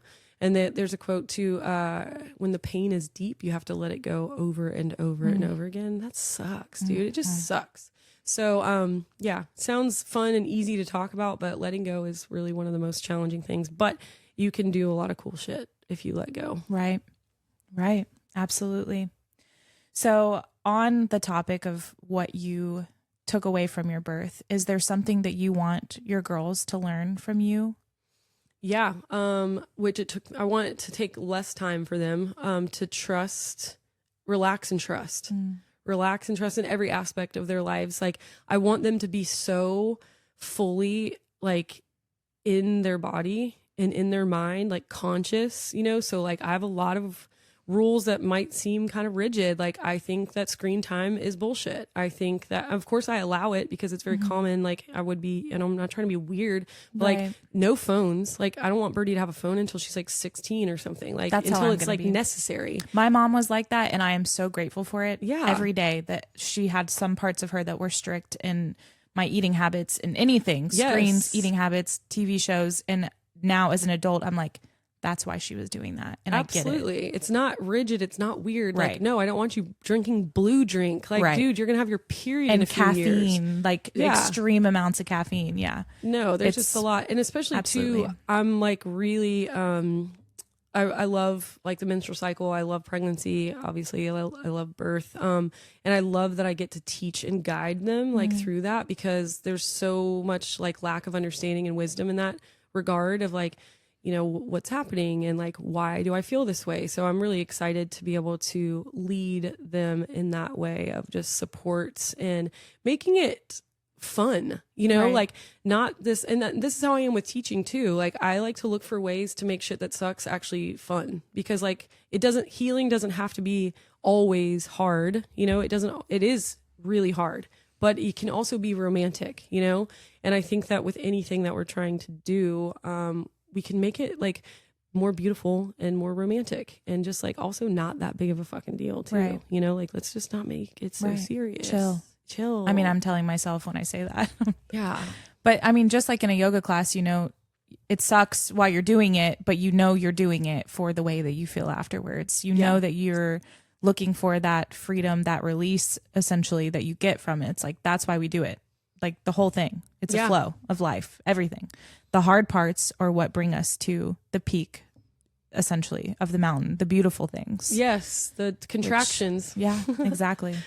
So the structure of the yoga class is like you breathe until you can hear your body talking, because your body actually does talk. You can have a full-blown communication relationship with your body. I do. It's pretty cool. It takes a lot of practice, you know, because for years you might be like, I don't hear her, you know, totally common, you know, but the breathing really opens up that communication line. And then, so with your yoga practice, with your asana practice, you use your breath to acknowledge where in your body you're holding tension and where in your body you're holding weakness. And so that's basically my protocol for my classes, like find the weakness, find the tension, and then any posture that we do, you're going to know exactly what your mission is with that. You know, like you're going to know in Warrior One, you're focusing on your hamstring weakness, but you're also focusing on the lats, like being super tense. And I think too, a lot of people don't realize that that is the purpose of yoga. It's not like, oh, we're going to do these really hard poses and they're going to be beautiful. Obviously, that's the fun part. You know what I mean? These beautiful poses and the strength that you see that you have. But it's like some people I know will be scared to go to a yoga class because they're like, oh, everyone's going to look at me. They're all going to be better than me. Like, that's not the point. You know, anybody in a yoga class, especially your class, as I've noticed, they're focusing on their own practice. Absolutely. They're breathing to those points, and you really learn a lot about your body when you do something like that, and your strength. You're listening. Yes, absolutely. When you just be quiet. Shut and the breathe. fuck up. Is it weird that sometimes when I'm driving by myself, I just start like saying shut the fuck up out loud? Yes. No, because I do that. You know how many times like I'm driving either to work or whatever, I'm like, you're going to be nice. You're going to do, and I'm like having to tell myself like, and sometimes, and I'm mad at myself when I don't do that. But yes, I completely 100% just do the be same quiet. thing. Yeah. Quit caring so much. That is my mantra recently. One of my favorite things Stop caring so much. In my class, actually, it's like there so many different kinds of bodies, people, ages, whatever. And I feel like the confidence that I see, especially in my female students, it's just really beautiful. Like, you know, like very comfortable to take their shirt off and just have their sports bra. You know, in some studios, it's everybody's in a sports bra and like they're basically naked. And like you walk into that and then you're not there yet. You're not ready to take your shirt off, but then you're like judging yourself that you're not ready.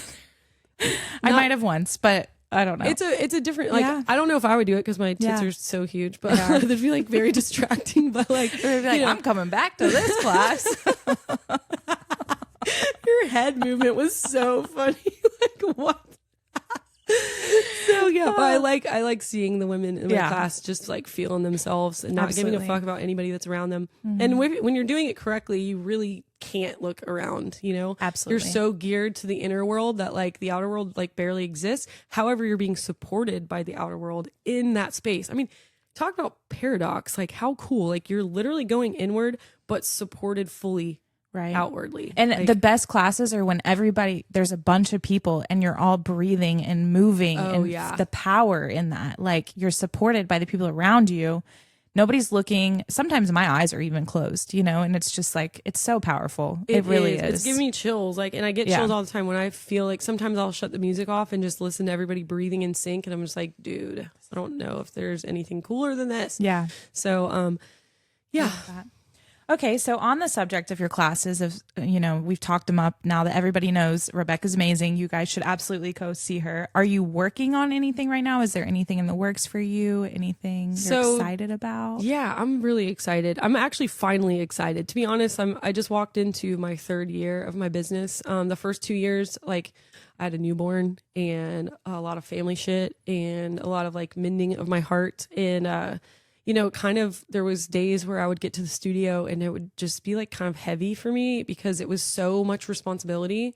But at the same time, it was my dream, like, because this has been my dream, like to have a studio, like since I started teaching. So it's so bizarre when your dreams come true, but then they also have such like a weight with them that you have to like remind yourself. Yeah, you prayed for this. Yes, and like and work through it and know that it's not supposed to be always butterflies and rainbows. Like sometimes your dreams can kind of feel like dredging through the mud for a while. And so now I feel like I'm out of the mud and I feel like very, very emotionally connected to the space. It's doing very well, and I'm really proud of it. And another dream that I had was to teach people how to teach, So whenever I was manifesting the studio, I was very specific, because I was so far away from it. It's so much easier when it's like far away to dream. Absolutely. When it gets closer, it starts getting really like confusing and like, you start to doubt yourself or it starts to look different or cost more or whatever.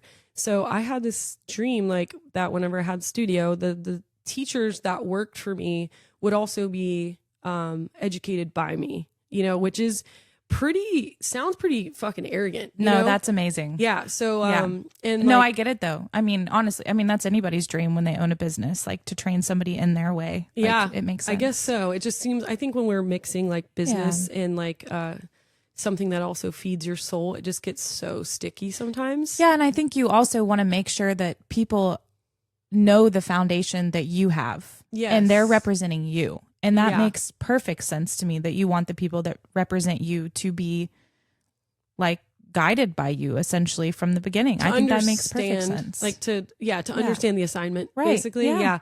To have the same like maybe foundation and like morals and core beliefs, Yeah.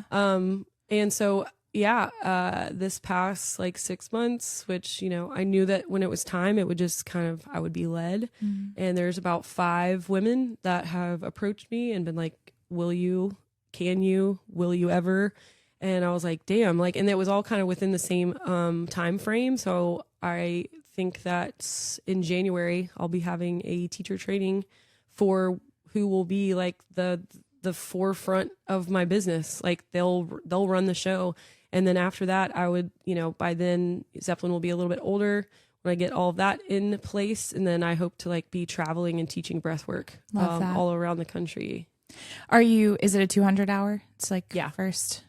Yeah. God, I love like even just thinking about the space of a teacher training. It's just such a beautiful thing. And so it was such a rebirth for me. And I'm so excited for those people. It saved me. The way that I'm looking at it too is so, I don't know if it's unique, honestly, because I've never done this. And I don't know if other leaders for this business like feel this way, but like the care that I want to pour into them, like I'm a mom, I'm a mother of women, and I can't wait to like love these girls and like instill in them what I instill in my children and then like share with them and like take care of them and like guide them and learn from them. Like just the relationship aspect that we're going to be able to deep dive is going to be so special. Right. It is special. Yeah. And just like thinking about like just ways to make them happy, just like, how you do with any of your friends or whatever. It's just looking at it from a very vulnerable, raw, like different perspective. Like it doesn't have to be this, it doesn't have to fit in a box. Like we're all essentially the same too. Like, I mean, it's the same.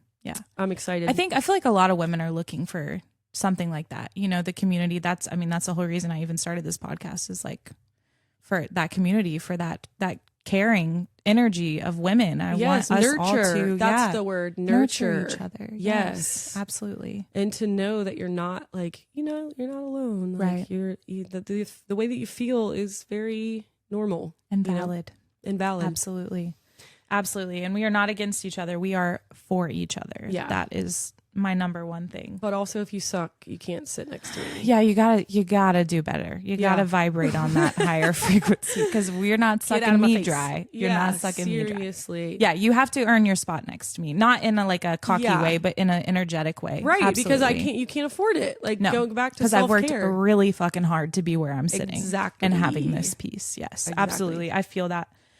So, what does your future her look like, or do you feel like you are there? Have you? I think I'm there. Yeah. Very recently, just like absolutely embodied, like into whatever I've dreamt up this far. I will say, I think that I might be cruising into more of a quiet time, and so that I can dream again, because everything that I've dreamt of has come to fruition. So I think I'm ready to get back into the dream realm. It's the fun part. It I is. love it. Oh my gosh. It's kind of where I'm at a little bit. It's fun. You're researching, you're observing, you're learning, listening. Yes. There's a lot of listening. God, so much listening. Yeah. Being Listening. quiet and being like, oh, This cool. book I'm listening to, this other book, not the one. I listen to a business book and a fun book.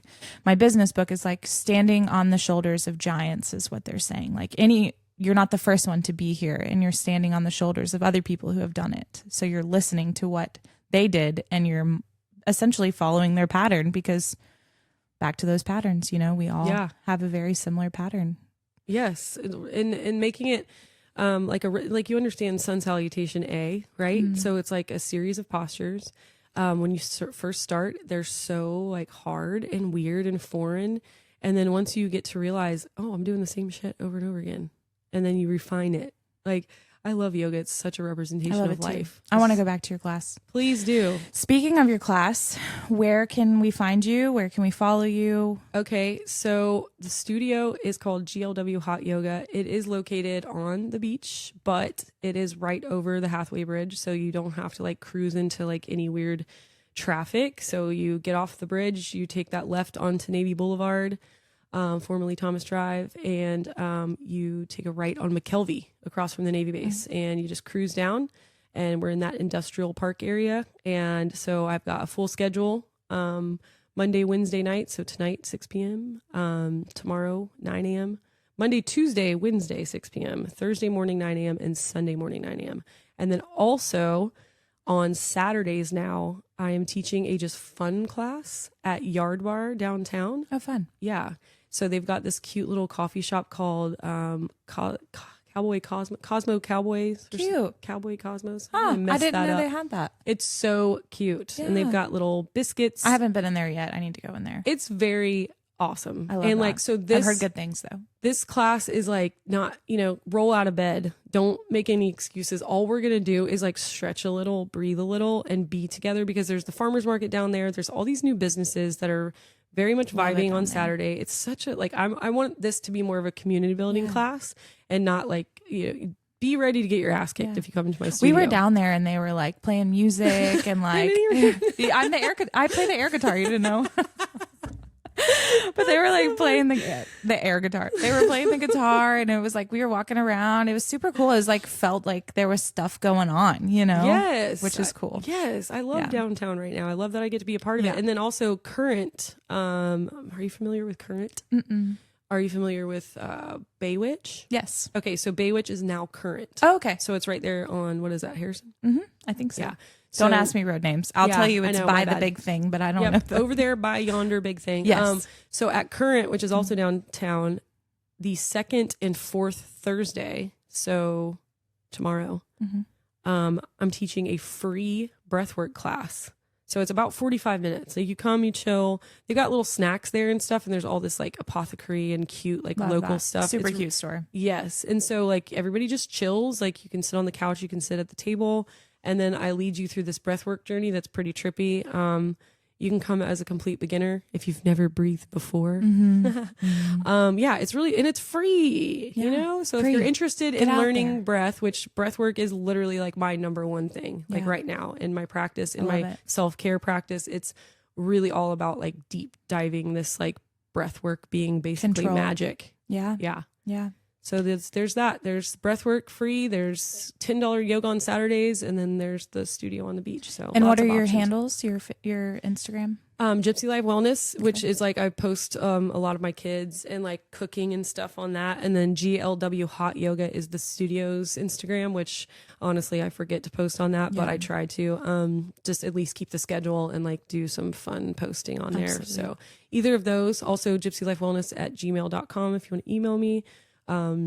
Google GLW Hot Yoga and you'll find the address if you didn't hear me on here. I'll put everything in the show notes too, so you'll be able to find her. Okay. Yes. And then Emily Buford is the artist that did this this cover art. Yeah, she actually that is the exact position that I was in when I pulled Zeppelin out of my body, and she made a cartoon out of it, and I'm obsessed. Yes. So check that out just to get the vision of like what it looked like when Zeppelin was coming out of my body. Love that. And last time you were here, you mentioned you were writing a book. You wanted me to hold you accountable to that. Yeah. So I'm going to mention that. Yes. I'm writing a book. It's called Mother. So there's a lot of this deep, dark, thick thread that interweaves everything that we talked about today. That is my mother and being a mother and just the mother energy. And so, look forward to that someday. Yeah. I think one day I will do a whole like season or something on motherhood, mother energy. So that would be fun. That would be fun. Yeah. All right, guys. Well, Rebecca, thank you so much for being here. Thank you guys for listening today. As always, we'll talk soon. I love you guys so much. Thanks for listening. Bye.